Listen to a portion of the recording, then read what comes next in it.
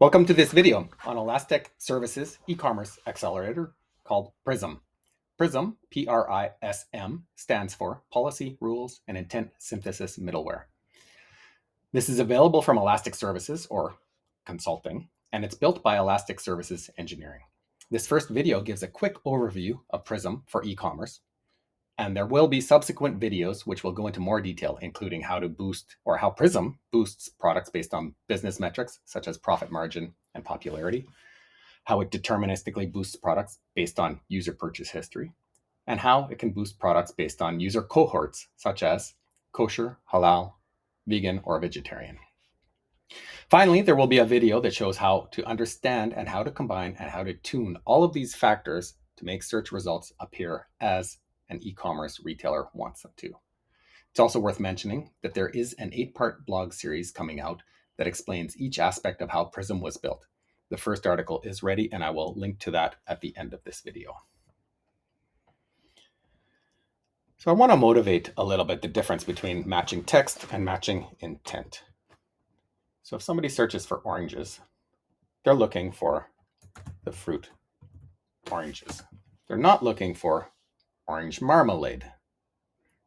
If you walk into a store and ask for oranges, they're going to send you to the fruit section. They're not going to send you to the orange juice section or to the orange jam section. They know what you mean. You mean orange is the fruit. It's the same thing with an e-commerce website. So if we enable interpretation, we can show the user, when they look for oranges, we can show them only oranges, the fruit.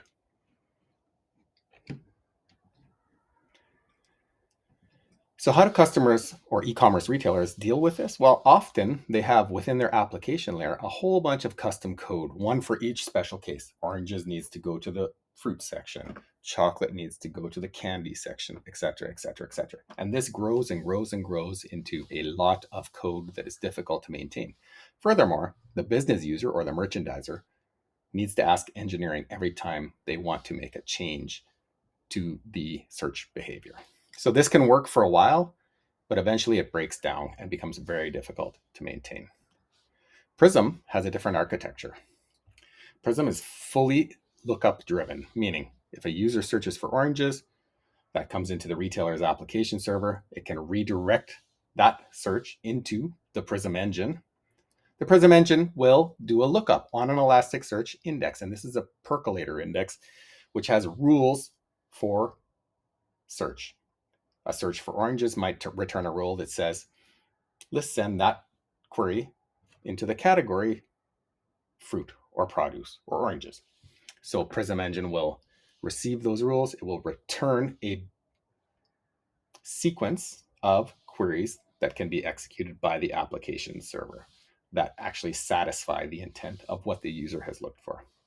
The application server will then send that query against the product catalog in Elasticsearch. And out of that will come relevant products. Here's another example, and we've seen this on customer websites. I'm just going to turn off interpretation to show what can happen if you're just matching text. So a search for steak can return things like steak pepper, steak hammer, steak knife. We've seen that happen at customers. If we enable interpretation,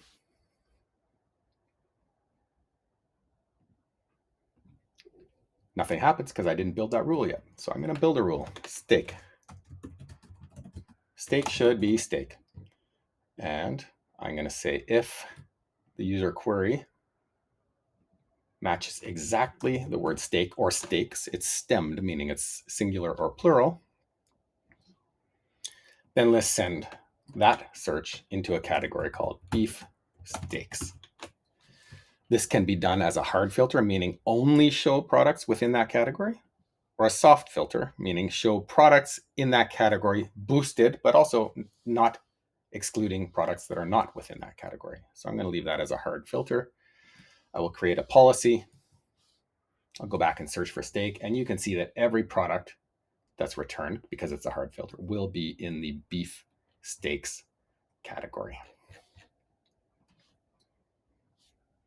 Same thing could happen with red wine, and we've seen this. Red wine with a customer, we've seen hits such as red wine vinegar as the number one hit. That's a great text match for the word red wine.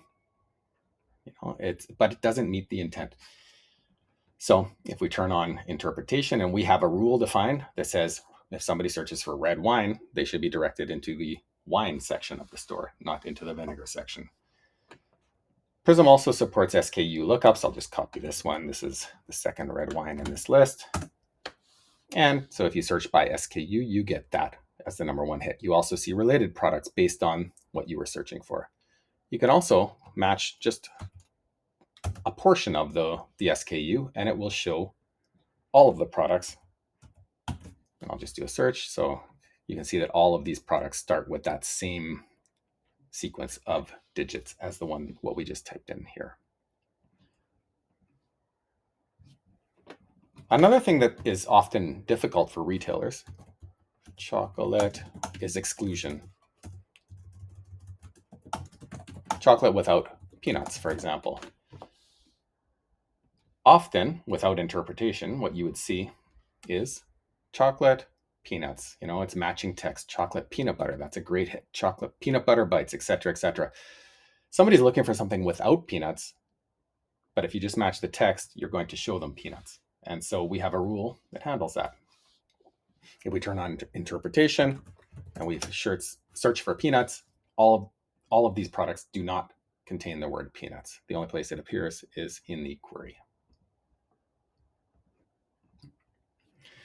This is an even more complex fruit query. Fruit high in vitamin C under $4. And this is a demonstration of a query that matches multiple rules. We have a rule that detects that they've said under $4, so we're only showing products that are under $4. We've executed a semantic search for fruit high in vitamin C because you're not looking for literal matches at this point.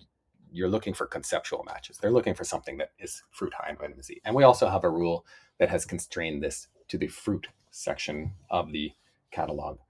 And so you get hits like this, persimmon, kiwi fruits, etc. And if you were to not have this enabled, you might see hits like this, vitamins at the top. And that doesn't match the intent of what the user was looking for. Chocolate. So if I turn the rewriter on, enable interpretation, we will only see chocolates. But what I wanted to show here was you can actually have a product or a boost for, say, it's Christmas time and you want to boost up Christmas chocolates. If we go back, we look, now you have Advent calendar at the top. Again, if I were to turn that off, chocolate Christmas boost, you would not have an Advent calendar. So let me, and the other thing you can do is you can click on each product, and down below we have a semantic driven query that shows related products. So if the user is looking at this, they're probably interested in all of these other ones. Finally, this is the first article in the blog series. Again, it's going to be 8 articles that describe how we have built PRISM. And if you are interested, you can also keep track on my personal blog, where I will be adding to the top of the search and relevance section, I will be adding links to each of those articles as they are published. Thanks for watching.